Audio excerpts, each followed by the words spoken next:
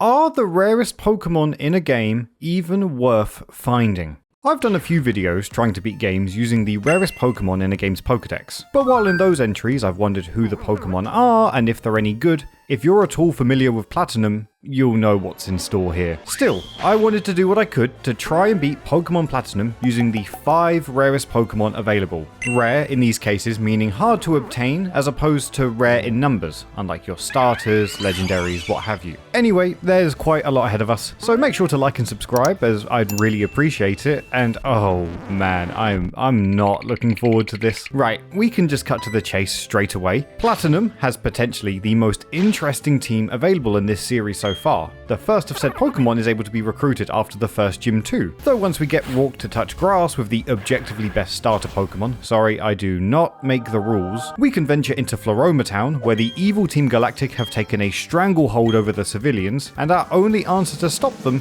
is a goddamn honey tree. Yep, we're barely a minute in, and we're already staring down Mount Everest, as after saving the self-proclaimed honey guy from Team Galactic Grunts, we can now dap up the yellow trees that are scattered all across Sinnoh, where in roughly 6 hours time, it'll start shaking, and we'll get our hopes up that it'll draw in the wild Pokemon we want in our team. There are 2 kinds of honey trees classified in the Sinnoh games, regular honey trees and Munchlax honey trees. Huh, I wonder why they're called Munchlax trees. Surely it has nothing to do with the sudden sharp pain in my skull. Anyway, don't worry about the differences for now, just know that these trees are home to over half the team in this run. And while 2 in particular are somewhat elusive, there is one that is just a touch easier to acquire, yet still equally rare. Now, let me just throw another pot of honey at the tree and we'll be... Yep, the first teammate for us is one of Sinnoh's most humble bugs, Combee. But obviously not this Combee. See, from what I could gather, Combee has a 22 to 32% chance of being found in Platinum, which is not at all rare. I got this bee in 2 encounters, and this is about the same as Shinx's encounter rate on Route 202. The thing with Combee though, is that for every 7 lads in the hive, you've got 1 that has the chance to become a queen. And so, if you consider that as an additional layer of probability, now your chance of getting a female Combee is between 3 to 4% roughly. Fortunately, while honey trees can't be soft reset in order to find new Pokemon, you can soft reset your game to find different versions of the same Pokemon, meaning that in short order, we can eventually get ourselves the bee that we need to finally start moving in our adventure. Now, some naive fools watching this video may be thinking, hey, surely Combee can't handle the foreseeable by herself, but egg will squarely be on your face after seeing this performance. Okay, let's just see how we do. Oh, look, we outspeed. Isn't that amazing that we... Ooh. Yeah, okay, unfortunately, despite this somewhat involved process to get to this point, we ultimately just have an underpowered bug flying type. Its stats aren't anything to write home about, and we're struggling to beat random galactic grunts in the Valley Windworks, which doesn't instill the greatest confidence, though we do have some options by going into the grass and grinding against random wild Pokemon that don't endanger us at all, and ignore that. Eventually, we get a boost in levels on Buck Bumble here. It's not completely smooth sailing, we can just as easily get outmatched by an underleveled Starly, but persevering in the grind and learning Bug Bite in the process, we'd eventually got our Combee up to speed. So what's up next for us? Yeah, as you'll see throughout this video, Platinum doesn't let up at any point as a game, especially when you're dealing with Team Galactic commanders and their illegal aces. That's assuming you can even get to Perugly too. In some cases, we don't even best the Zubat before it. While I'd like to keep a strictish rule set of not over-leveling too much where I can, if this game wants to break some rules, then I surely can break some of mine. And in doing so, at level 21, Combee becomes the Queen of the Hive, Vespiquen. A Pokemon with a much improved stat distribution, a newly learnt powerful move in Power Gem, and a renewed belief in our rematch against Mars. Okay, we're definitely slower now. Oh, never mind. Okay. That is very satisfying, going from a Combee to that. Now, this isn't super straightforward, because Perugly's pretty strong too. Yeah, okay, your scratches might do a fair bit. But our bug bites do not only a lot, we can steal your berry. This is a little bit unfair. However, I would like to remind the audience at home that Perugly is meant to evolve at level 38. 38. So, I don't know, perish. It's hard to quantify just how good Vespiquen is at this point due to the level advantage, but with how cool and elusive it feels to use, on top of how handily it makes its way through the Eterna Forest, it's somewhat cathartic for sure. Now, is it worth it against less rare encounters? Probably yes and no at the same time. While it is its own beast that seems pretty cool and is only acquired in a specific way, Sinnoh is known for pretty ubiquitous Pokemon in the early game that also end up being amazing. Even then, if you want a defensive wall, Geodude is a fantastic answer for physical threats, as well as being super common in the Orbur mine. In short, yeah. Sure, it's probably not that much better than your bog standard encounters in this run, but it's a super neat addition to the team. Thankfully, it's not going to be by itself for much longer, as upon arriving in Eterna City, we have access to another unconventional method of getting a new teammate. This time though, it's not in a tree, it's not in the grass, it's not even above the ground. We have to find our second partner in the Grand Underground. Honestly, one of the coolest additional features in a Pokemon game for me. I was never drawn in much by secret bases in the Gen 3 games, whereas just mindlessly tapping away at a wall to get various paraphernalia just spoke to my undeveloped brain as a child and as a me right now. Hidden amongst these caves are various items available to the player. Orbs to barter with NPCs, actually good items like evolution stones, and most importantly to us, fossils. I wasn't sure what the encounter odds for these were before doing some research, and thankfully, a fantastic comment on Reddit by the user HipsterTree detailed the chances of finding either the skull or armor fossil as a 2.46% encounter, which makes it eligible for us. Though, I'm gonna be honest, the Grand Underground, while very cool, kind of loses its shine when you're looking for a specific item only found in it, which obviously wasn't the intention for this feature, but it quickly became tedious. Oh, and also, it can take a while to find an opening in the wall to mine for stuff, making it about as annoying as fishing for a Feebas. God, I'd hate to have to do something like that again. Thank goodness that's behind me. See, experts in this space call this technique Chekhov's gun. Eventually though, after a frustrating yearn for the mines, it eventually comes up for us.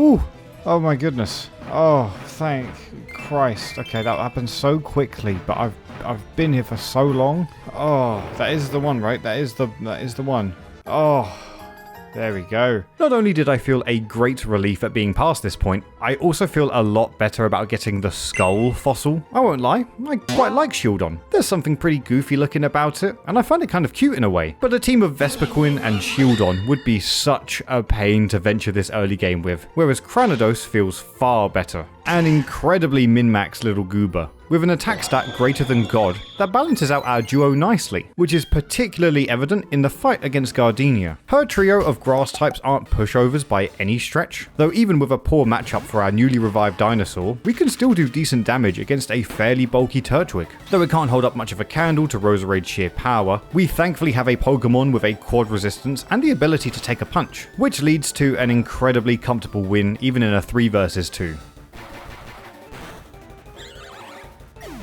I mean, we've got a really cool little guy, and we've got an awesome defensive bug type.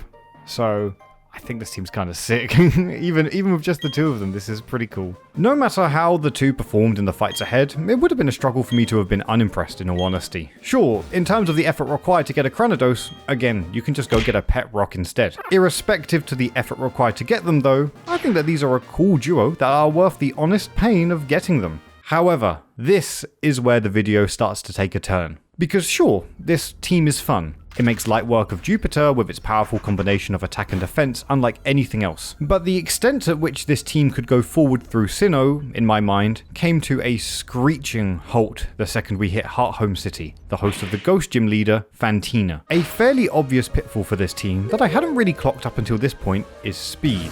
None of these guys are making it onto the podium on Sports Day, alas, and though most fights had been straightforward up to this point, Ghosts throw a complete wrench in that. They're pretty fast on average, along with having moves like Nightshade that can rip through your HP no matter your defense, and status moves like Hypnosis, Will-O-Wisp, and Confuse Ray, which can completely turn you on your head. Sure, assurances from our Cranidos do big damage, but when that attack becomes unreliable due to conditions thrown our way, then our chances of success evaporate in front of our eyes. And this was particularly evident against the gym leader herself. We were able to get past Duskull with Vespiquen, scraping by with a burn, yet Haunter's speed over us and me playing a bit careless carelessly leads to a critical hit from the Spectre, capturing our Queen and leaving our Cranados wide open. It's not impossible to get past Haunter, it's just that it leaves us with Mismagius. Maybe if we can tank one Shadow Ball, we should be fine. It was naive of me to think we could tank a Shadow Ball. Though it didn't necessarily seem that adversarial, it was clear to me that Fantina would not be an easy win for our elusive pair. And as opposed to just banging my head against the wall until we win, we can just add another teammate.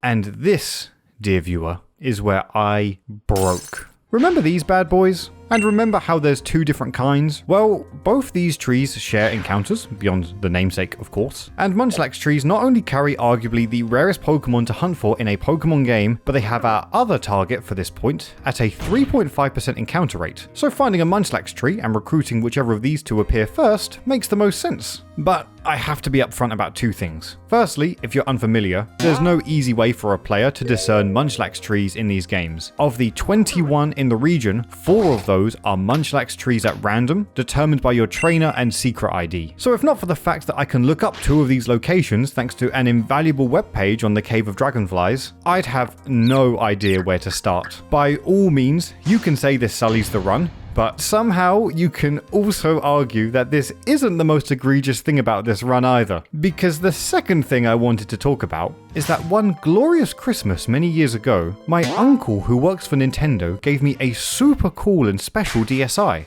Like the blue one. I loved that one. And on this super amazing one-of-a-kind DSi, you can time travel. Honey trees typically take 6 hours of real-world time before an encounter appears, yet I'm able to just whoosh into the future, which I did. A lot. And look, I completely understand that this is a cop-out. And this isn't a brilliant excuse, but these videos already take a lot of my time to make. Ultimately, this reduces the process of standing at a tree and clicking A few times to a minute at most, as opposed to literal days of my time. Seriously, even with some insanely good luck in 8 encounters, our next teammate would have taken me 2 real-world days to encounter on normal hardware. Like, Jesus Christ, what kind of Pokemon is worth literal days of your time to get? Never mind, I stand corrected. Heracross is an absolute favourite of mine. Like, currently speaking, this is what my top 3 are, and it's for good reason. Amazing design that blends cute and cool, incredible typing and base stats, and often only found through unconventional means that make it quite the tribulation to obtain. So while I'd concede that under normal circumstances, trying to find a Heracross in Platinum is just not worth it against other options, man, it is kind of sick to get one of your favourites. And it immediately shows up in battles too. Like I said, its stats are great, yet combine this with the moves Thief and Substitute, both obtainable in the wild, and now we have a fantastic soldier for the Ghost-type gym leader. Admittedly, Future Sight could be a bit of a problem. Oh, but we just do such good damage. And it confuses the AI too. Now, I don't know what Haunter's going to go for. I'm going to go for a Substitute just to play on the safe side. Okay. Right, so we do outspeed, which is good to know. Right, maybe you're tempted to go for Confuse Ray. Yep, amazing. This shouldn't kill unless you crit, and I'd like it if you don't. Thank you. Okay, don't break the sub. Oh, it breaks it no matter what. Nice, thank goodness. We are down to the wire a little bit, but I think Heracross has just done a big carry job.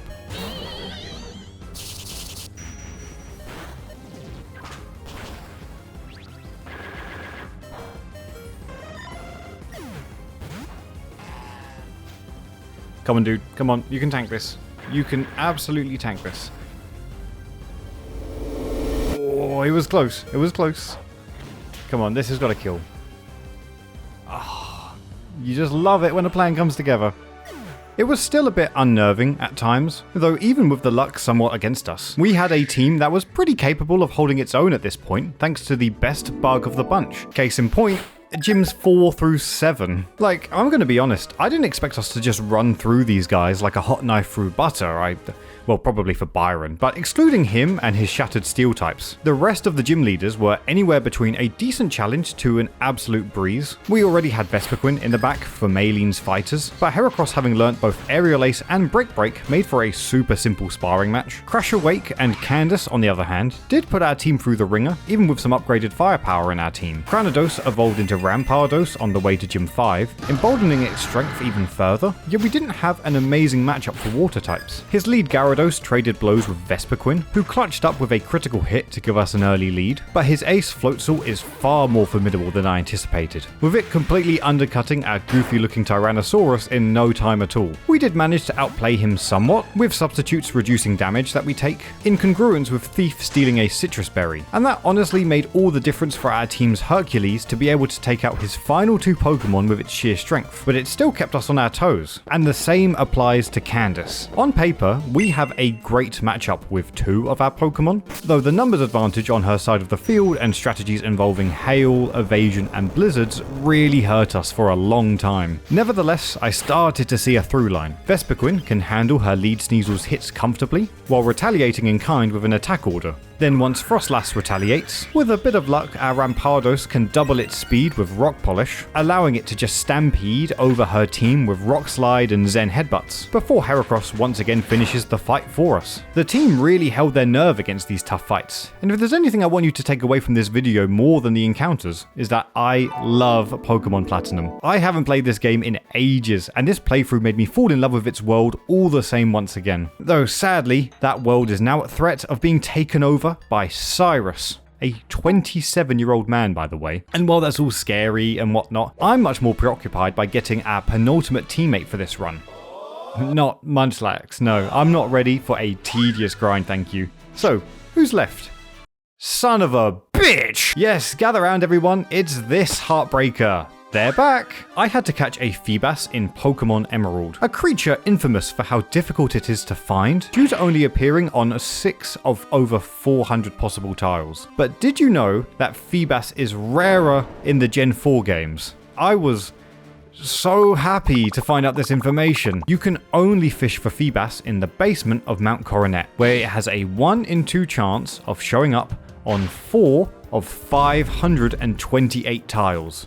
As a percentage, we are looking at a 0.37 chance of finding Feebas. And look, I've committed to grinds. I committed to a near identical grind a few videos ago, but I had two thoughts in my head at this point in the run. Number one, every time I didn't find a Feebas, I found a Magikarp instead. Arguably, the easiest to find and most common Pokemon across every generation. It can evolve into Gyarados before Gardenia, and in Generation 4, with the physical special split now in full effect, it's debatably the best Pokemon in the game. Every single red fish I passed up just reminded me I'm turning my nose up at the best. Every single tile. Even worse than that though, secondly, the odds that I miss every Feebas tile is 6.25%. Obviously, that's pretty small. And yet the odds to miss Feebas are higher than every encounter on our team in this game. Platinum is a fantastic experience, but the Gen 4 games are far and away the entries that have tested my patience to no end, and I just threw in the towel. I'm sorry. It turns out that the lottery numbers at the Veilstone department store are an indirect way to learn which tiles Feebas can be located on. And as someone was kind enough to make another website for this, it immediately truncated the time and difficulty for me to get a Feebas. Now, let's get one thing clear.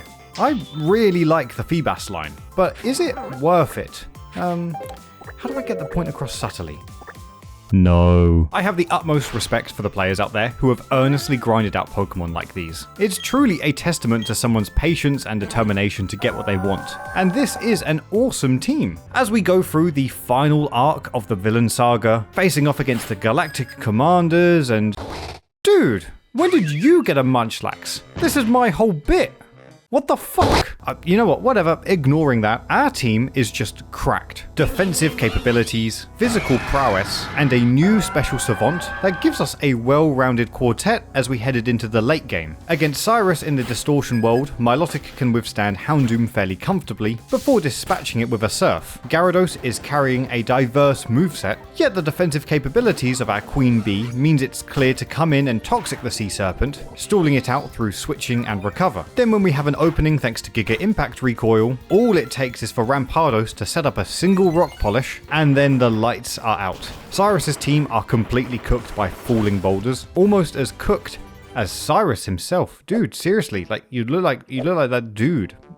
You know, the dude that looks like a raisin. It feels good to use this team, there's no doubt about it. But for every pro this team brings, not only can you come up with an incredibly accessible equivalent that may even better add teammates in Platinum's main game, we were approaching the final saga of this adventure, and it was finally time. There's no easy way to get Munchlax. There's no repel trick, there's no hacks. The most we can do, and what I did do, was find where the tree is and time travel, just to hopefully extradite this process as much as I could. But plain and simple, it's a 1% encounter with a rather tedious way to obtain it. It took me so long that I burnt through over 100 honeypots. Bear in mind, if I attempted to do this on real hardware, managing to get an encounter every 6 hours on the dot, on 2 trees, if I miraculously found both of them for whatever reason, that already equates to nearly 2 weeks of real world time having to be spent on finding some lazy shit. And yet, despite how bitter I've been, and how worthless it feels like my time has been spent hunting for some of these Pokemon,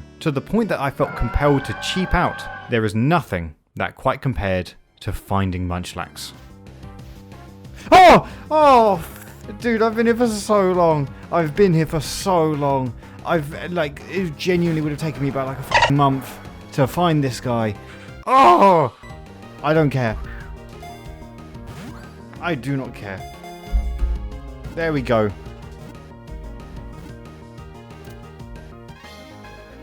We are done.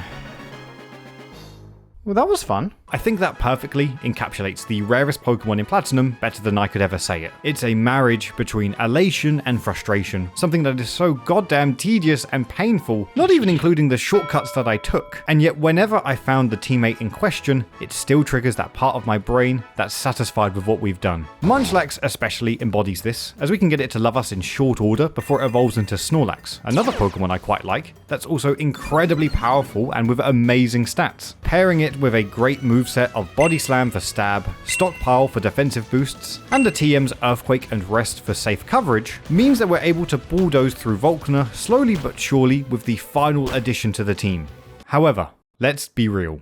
Going back to the core idea of this video, are these encounters worth it? These were far and away the hardest set of Pokemon to assemble in a team that I believe this series of videos will ever see. Just painful for the most part. Bear in mind, not a single one of these 5 were caught by conventional means, and when you weigh up what you could have instead from guaranteed, easily accessible, and incredibly common encounters, on paper, it's no question at all. These guys aren't worth it. But this isn't on paper, and this isn't some pragmatic cost-benefit analysis. This is a Pokemon adventure where you can pretty much do whatever you want, build whatever team you want, and become a champion with whoever you want. So sure, some might think that this was a complete waste of time. Like and subscribe, by the way. Premier Pro keeps crashing on me and I need this. Yet there hasn't been a set of 5 Pokemon I've wanted to take to the Hall of Fame more than these guys. Which, after a breeze through Victory Road and a final conquering of our rival, is exactly what I plan to do. No matter the opponent that stands in our way, we're going to beat this game. Aaron leads the Elite Four, though unfortunately for his bugs, we have plenty of answers at this point. Rampardos and Milotic can put in a shift against his first 4 teammates with Rock Slides and Surfs, though it only felt befitting for our first bug on the team to get some well-deserved shine against his ace Drapion, though this fraud can hit with Ice Fangs for solid damage. Our Queen's ability to heal and attack order in rotation means that we outlast the Bug Boy on the battlefield. Bertha does drive us a hard bargain by leading with the greatest Pokemon of all time, yet it sadly is all in vain against our Milotic, as once we set up the rain, it's not even close. We surf up on 4 ground types, alongside 1 Ice Beam towards Gliscor, to make short work of the 3rd Elite Four member. Oh, sorry, I think I messed up my notes. Oh yeah, no, I did pretty much the exact same strategy against Flint too. It turns out that tapping A and hanging 10 is a viable strategy for half of the trainers in this gauntlet. I think it's fair to give Milotic a bit of a rest for the final Elite Four member, and thankfully we can start using the rest of our team. Heracross is capable of wiping out psychic types with its incredible power, no problem at all. Vespiquen can cook up another attack order to Oko Alakazam. Snorlax, of all Pokemon, can go toe-to-toe with Gallade, and Lucian's final Bronzong does warrant our Milotic doing what it does best. This was arguably the easiest Elite Four gauntlet we've gone through, just thanks to the team at our disposal. But these guys are far and away not what people care about in this game's final stretch. There could only be one thing that makes this run as awesome as it is, and it's a fight against the greatest Pokemon champion of all time. 5 diamonds versus 6 almighty beasts. Okay, Battle of the Bulk. I don't have many answers for Spiritomb, except for one move. Yes, there we go. This is what I wanted to see. Spiritomb is pretty strong, but I think Vespiquen has what it... I don't know. Okay, good stuff, good stuff. Good tank. It's a bit cheap, I won't lie. It's a little bit underhanded, but it's our best shot, I think. How much does this do? Nice, nice. Okay. Okay, so long as we don't flinch... Oh, perfect. Okay, didn't go for Dark Pulse. Just kept with Shadow Ball. That's good. That's what we wanted to see.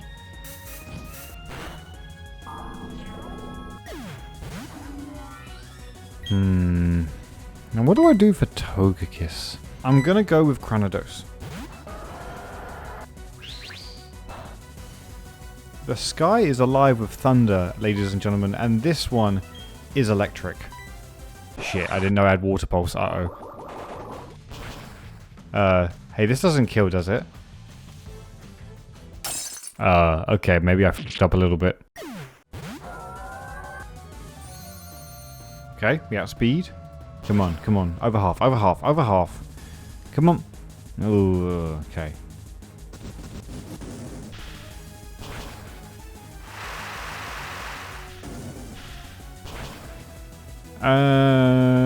Surf. Oh, that doesn't kill. Oh dear. Just doesn't do a lot.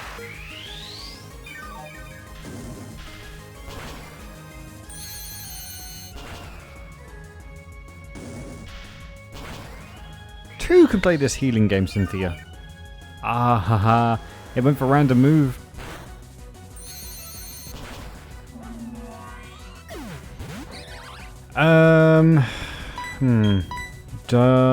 I don't think Vespiquen's on good enough health. Can I ever get my Milotic back in to take out Garchomp? Oh, I don't think I can anymore. Oh, this was my answer to Cynthia's ace, and I don't know how I'm going to get it back out. Oh, Vespiquen, I'm sorry. I'm so sorry. You were such a trooper throughout this run.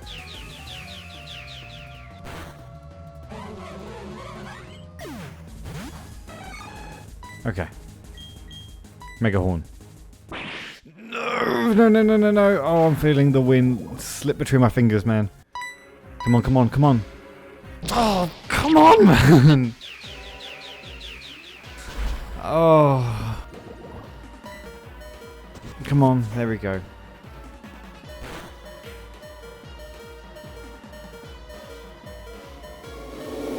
There we go. Oh, thank you.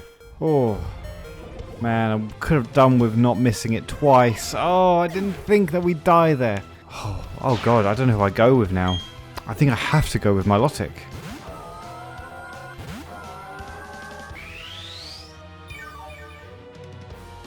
Okay. Thankfully, I do have one last teammate. Okay. Oh, okay. I have a bit of an opening here.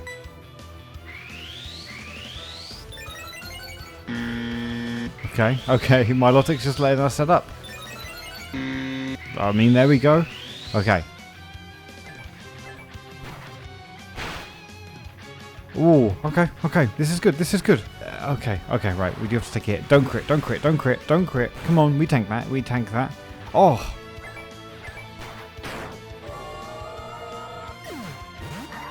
Okay, is Lucario scary?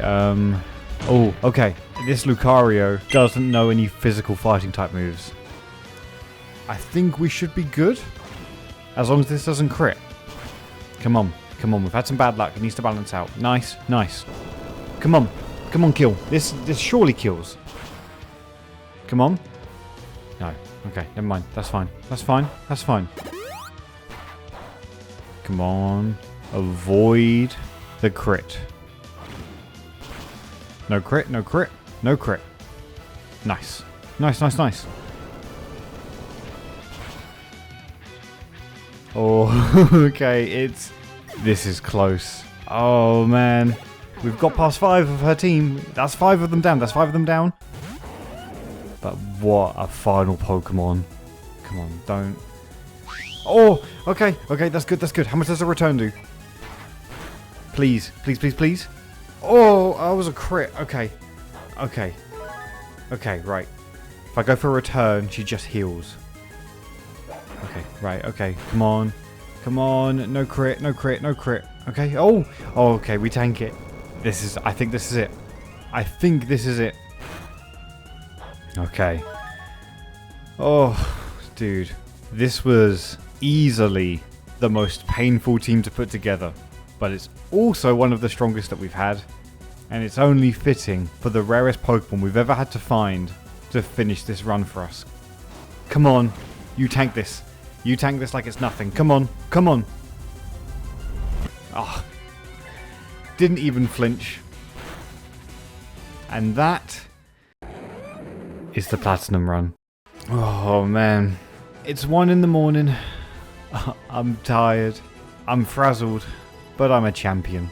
And this is an amazing team to lock that in with.